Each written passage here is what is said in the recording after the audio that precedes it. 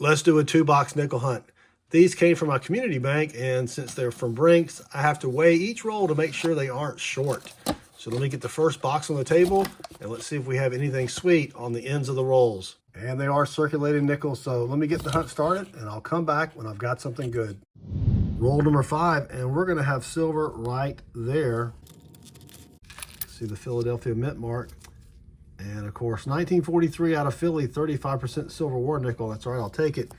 Also got a dime, a penny, one 1953 out of Philly, and then 3 2024s. Roll 22, and we're finally going to have another find from the 40s. 1941 out of Philly. So that's just 2 from the 40s, 3 from the 50s, and I'm stacking up on the 2024s out of Philly, but no 2024 Ds yet. Rolls of circulated 2024 Ps are selling on eBay for about $7 to $8. Roll 28, and we've got another find from the 40s. 1940 out of Philly. Roll 44, and we finally have our third find, our third non-silver find from the 40s. 1946 out of Philly. Roll 47, and we're going to have our first find from the 30s. I saw it peeking out back here. 1939, will it have a mint mark? Of course not. 1939 out of Philly. Roll 49, and we've got another 1939. I've already looked at the reverse. It does not have a mint mark, and it is pretty slick.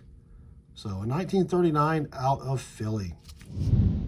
And that's it for box number 1. Very light as far as number of finds. Let me give you a quick recap. We did get the 1 diamond penny, 2 1939s out of Philly, 3 from the 40s, the lowest minted one being this 1946 out of Philly. A total of 7 from the 50s, the lowest minted one being this 1953 out of Philly. We got 24 2024s, and then of course we got the 1 silver war nickel 1943 out of Philly. All right, let me get box 2 started, and I'll be back with the first good find. I'm back with box number 2. I was laying the nickels on my desk, and we've got short rolls here.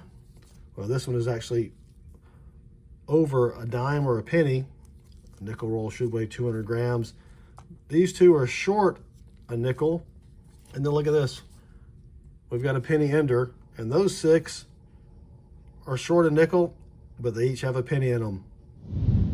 Roll number 6, this roll had a penny in it, but check it out right there. That's a V nickel. 1904, ooh, it's got a little bit of Liberty showing up there. 1904 out of Philly. It does have a rim ding on the side, but it's got pretty decent detail. That is sweet. Roll 17, and we're going to have our first nickel from the 40s. 1941 out of Philly. Roll 30, and we've got a 1939. Will it have a mint mark? Of course not. That's right. 1939 out of Philly. Roll 33, and we're going to have a foreign right there. It's going to be a Canadian. Ooh, it's got some gunk on it. 1993 out of Canada. Roll 35, and we're going to have our second find from the 40s. 1948, it's in rough condition, out of Denver. Roll 37, and we're going to have a buffalo nickel right there. Of course, it does not have a date, and it does not have a mint mark. So let me put some nickel date on it, and I'll be back with the date. I was able to get a pretty good date off this one here. 1915 out of Philly. I don't need it for my book, but that's still a pretty sweet find. Roll 40, and we've got our third find from the 40s. 1949 out of Denver. Roll 43, and we're going to have our second 1939 from this box, and it's pretty toasty. 1939, yes, out of Philly.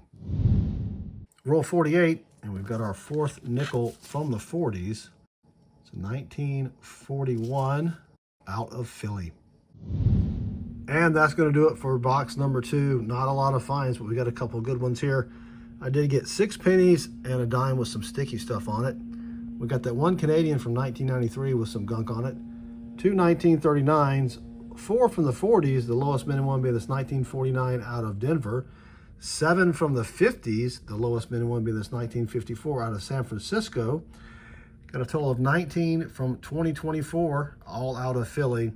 And then, of course, in box 1, we got the 1943 35% silver war nickel. And then in box 2, we got the 1915 out of Philly Buffalo nickel. And then the 1904 V nickel. So, all in all, not a lot of finds, but it was still a pretty good hunt. Thanks for watching. Don't forget, click that like button and subscribe.